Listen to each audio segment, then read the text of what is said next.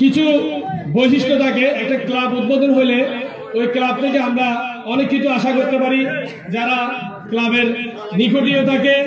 এবং আমি আজকে এই মঞ্চে দাঁড়িয়ে একটা কথা বলতে চাই যে আওয়ামী লীগের দুঃশাসনে হাজার হাজার মানুষ চাকরিচ্যুত হয়েছে এবং বেকার সংখ্যা বেড়েছে।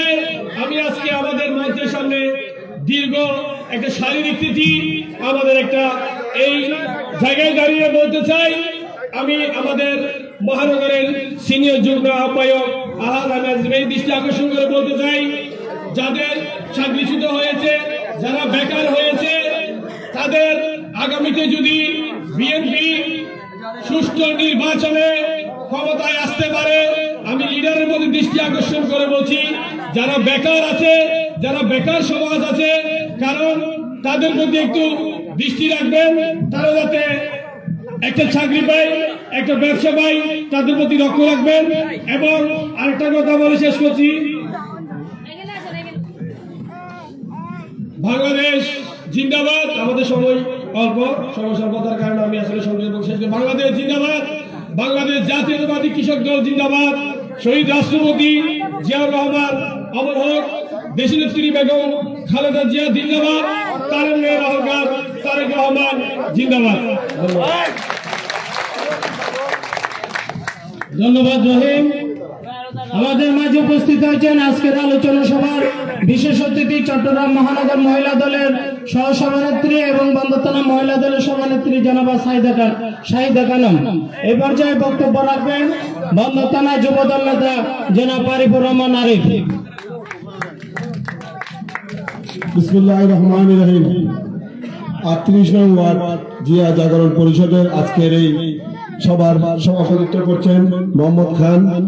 আজকের সভার প্রধান অতিথি হিসেবে উপস্থিত আছেন বন্দর চট্টগ্রামের অভিভাবক, আমাদের বন্দর চট্টগ্রামের রাজনৈতিক শিক্ষাগুরু, আমাদের রাজনৈতিক অভিভাবক, চট্টগ্রাম মহানগর বিএনপির যুগ্ম আহ্বায়ক আলহাজ এম আজিজ ভাই, মঞ্চে উপবিষ্ট আরো বন্দর থানা বিএনপি যুব দল, ছাত্র দল, স্বেচ্ছাসেবক দল সহ, কৃষক দল সহ, শ্রমিক দল সহ, মহিলা দল সহ অসংখ্য নেতৃবৃন্দ।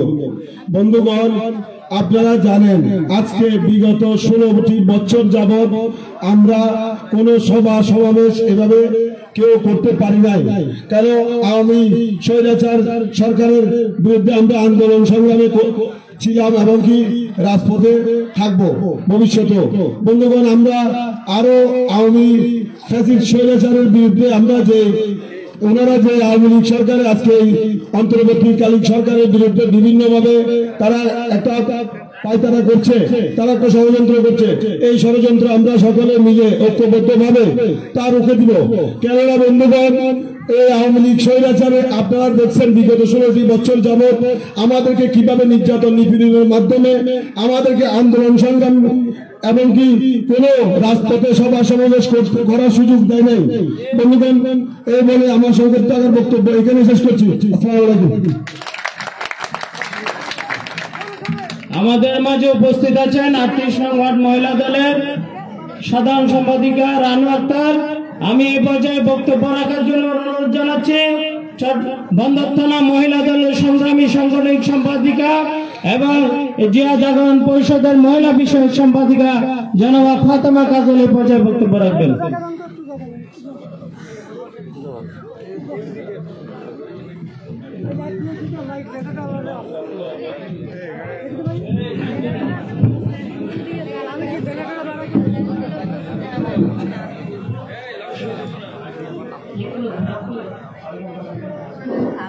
বিসমিল্লাহির রহমানির রহিম। সম্মানিত সুধীবৃন্দ, আসসালামু আলাইকুম। সম্মানিত সুধী, আজকে জিয়া জাগরণ পরিষদ 38 নং ওয়ার্ড শাখার শুভ উদ্বোধন উপলক্ষে আমাদের মাঝে উপস্থিত আছেন প্রধান অতিথি হিসাবে আমাদের মাঝে উপস্থিত আছেন এই এলাকার কৃতি সন্তান, বন্দর এলাকার রাজনীতির প্রতিষ্ঠাতা, আমাদের এই এলাকার প্রদীপ, আমাদের সকলের অভিভাবক, চট্টগ্রাম মহানগর বিএনপির সম্মানিত আহ্বায়ক, বারবার নির্বাচিত আহ্বায়ক জনাব আলহাজ এম এ আজিজ সাহেব। উপস্থিত আছেন আমাদের চট্টগ্রাম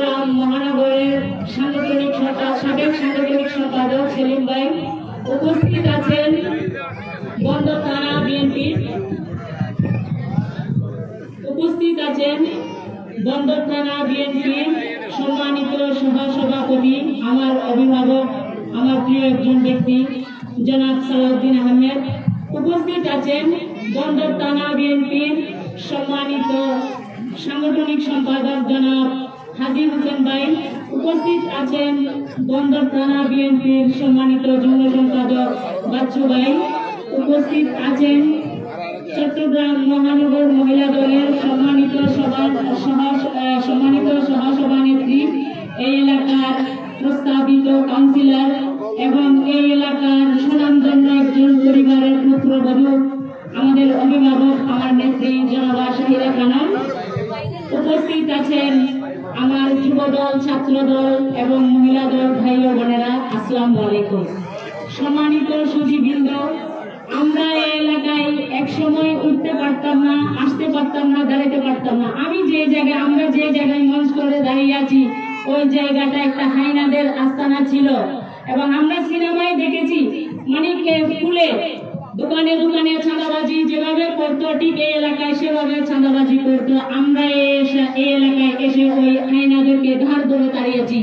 আমরা একজন টিম করে ফেলেছি। আমরা এই জিয়া জাগরণ পরিষদের মাধ্যমে আরো টিম করব। আমাদের তারেক রহমানের ঘোষণা 31 দফা বাস্তবায়ন, ওনার বাবা শহীদ প্রেসিডেন্ট জিয়াউর রহমান 19 দফা বাস্তবায়ন করেছিলেন। তারই ধারাবাহিকতা দিয়ে উনি 31 দফা বাস্তবায়ন করার চেষ্টা করছেন। আমরা সেই লক্ষ্যে কাজ করব। উনি বলেছিলেন, আমরা ছোটবেলায় যেরকম মায়ের পেছনে 1 টাকা 5 টাকার জন্য বন বন করে ঘুরতাম, ঠিক মানুষের পেছনে আপনারা সেভাবে বন বন করে ঘুরেন। আমরা এই জিয়া জাগরণ পরিষদের মাধ্যমে আমরা সেই উদ্যোগ নিয়েছি। আমরা সেইভাবে কাজ করব। আমরা মানুষের আস্থা অর্জন করব। এই এলাকার মানুষকে ইনশাল্লাহ আমরা মুক্ত করে ছাড়বো। এই এলাকার মানুষের পাশে দাঁড়াবো, জনগণের সহযোগিতা করব। আমরা এই আশা ব্যক্ত করে আমি সকলের সহযোগিতা কামনা করে সবাইকে আবারও ধন্যবাদ জানিয়ে আমার সংক্ষিপ্ত বক্তব্য এখানে শেষ করছি। ধন্যবাদ। বাংলাদেশ জিন্দাবাদ।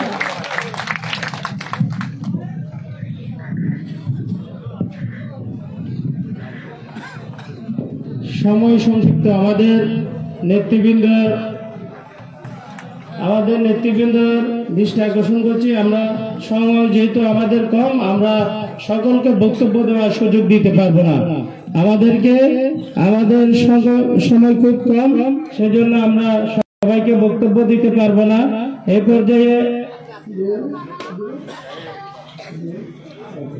এই পর্যায়ে বক্তব্য রাখবেন 38 নং ওয়ার্ড বিএনপির সহসভাপতি জনাব আবু বকর বকুল। এই পর্যায়ে সংযুক্ত আকারে বক্তব্য রাখবেন।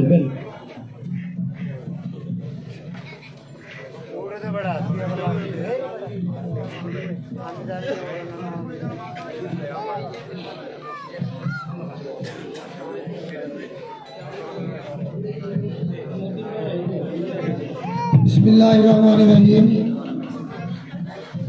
জিয়া জাগরণ পরিষদের উদ্বোধনী অনুষ্ঠানে রাষ্ট্রের সুযোগ্য সভাপতি, মঞ্চে উপবিষ্ট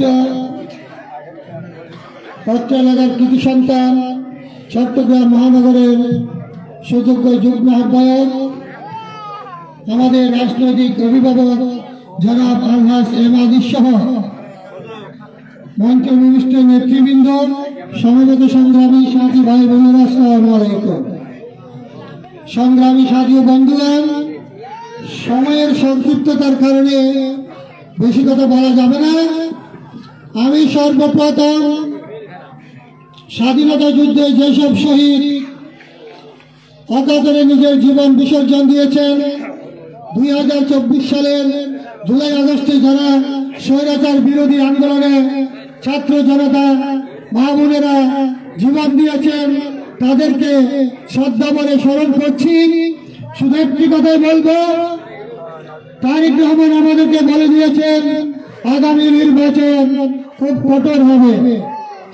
এই একটা জিনিস মাথায় রেখে আমাদেরকে আগামী রাজনীতি করতে হবে। কোনো বিশৃঙ্খলা করা যাবে না, সুশৃঙ্খলভাবে রাজনীতি করে দলকে ভোটের জন্য প্রস্তুত করতে হবে, বুঝাতে হবে, সেই আশা ব্যক্ত করে সবাইকে আবারও সংগ্রামী অভিনন্দন জানিয়ে বক্তব্য শেষ করছি। আল্লাহ হাফেজ। বাংলাদেশ জিন্দাবাদ। এ পর্যায়ে বক্তব্য রাখবেন 38 নং ওয়ার্ড বিএনপির অন্যতম নেতা জনাব মহিউদ্দিন ভাই।